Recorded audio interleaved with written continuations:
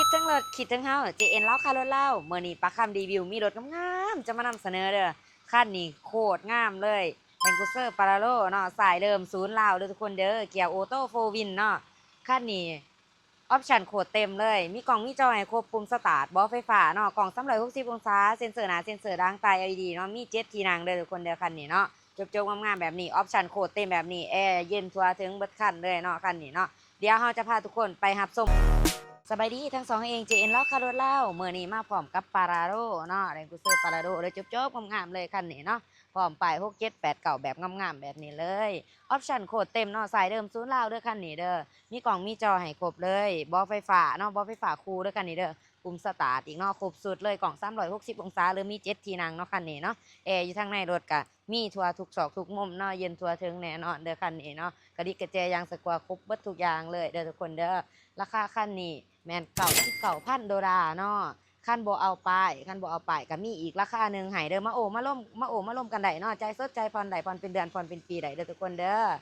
โทรทักเข้ามากันได้เนาะที่เบอร์9733ตัว679ช่วงนี้เฮามีโปรโมชั่นเนาะแถมฟรีไปเลยตู้เย็นใหญ่1เครื่องเนาะเมื่อทานมาออกรถในช่วงนี้ท้ายปีนี้เนาะหรือติดต่อมาที่ช่องทางแฟนเพจ JN เล่าข่าวรถเล่าของเฮาไหลเสมอนะทุกคนเดี๋ยวจะพาทุกคนเข้ามาเบิ่งทางในรถนํกันเลย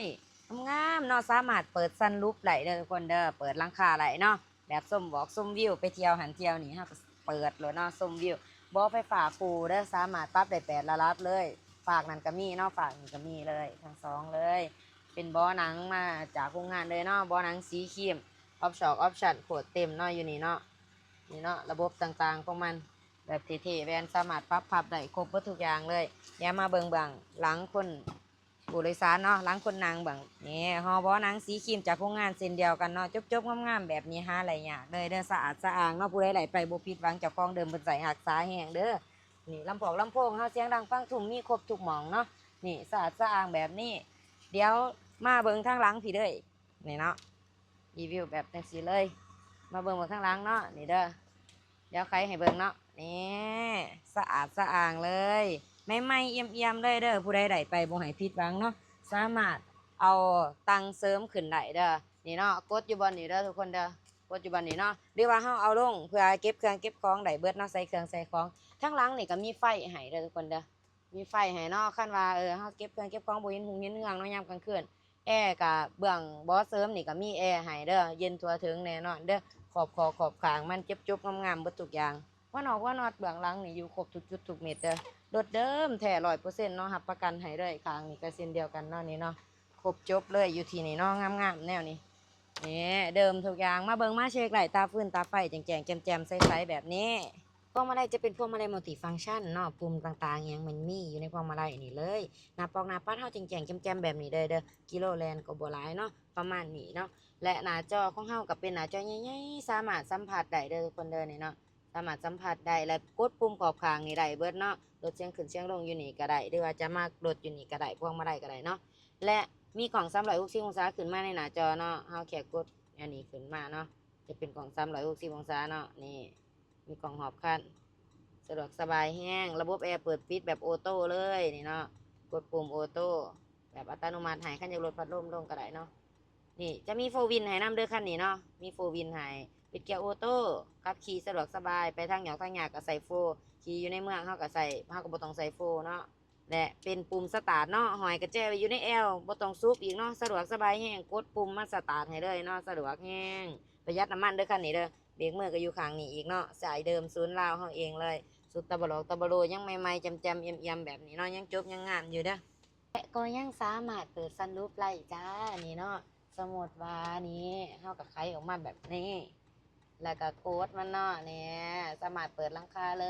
ยเฮาไปชมวิวออกต่างขอกต่างแขงอยากชมวิวสะดวกสบายอยากปิดก็เรือนเขาเนาะเนี่ยหรือว่าเฮาอยากเงื่องอันนี้มันขึ้นก็ได้เนี่ยเงื่องขึ้นน้อยนึงแบบนี้เลยเด้อสะดวกสบายวิวงามๆ เดิมๆเนาะบ่ต่ำบ่เปลี่ยนเด้อเม็ดออกเม็ดอักเฮาอยู่ครบทุกจุดทุกเม็ดเลยเนาะทั้ง4ข้างทั้งอันนี้เบิดทุกออกเลยเด้อ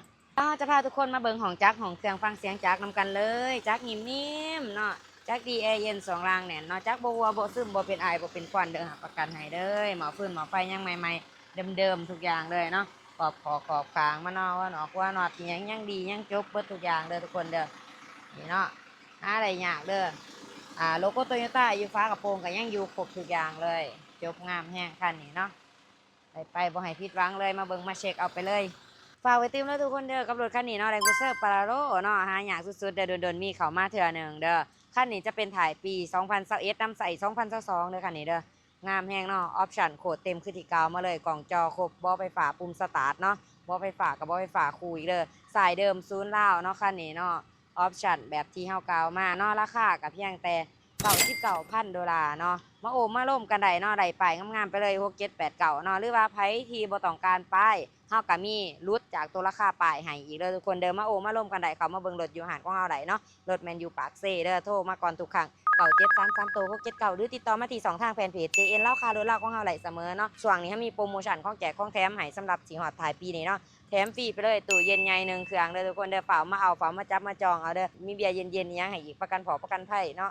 เอามีให้ครบเลยเด้อทุกคนเด้อมาโอมาร่วมกันได้ขอขอบใจทุกคนที่รับชมบ๊ายบาย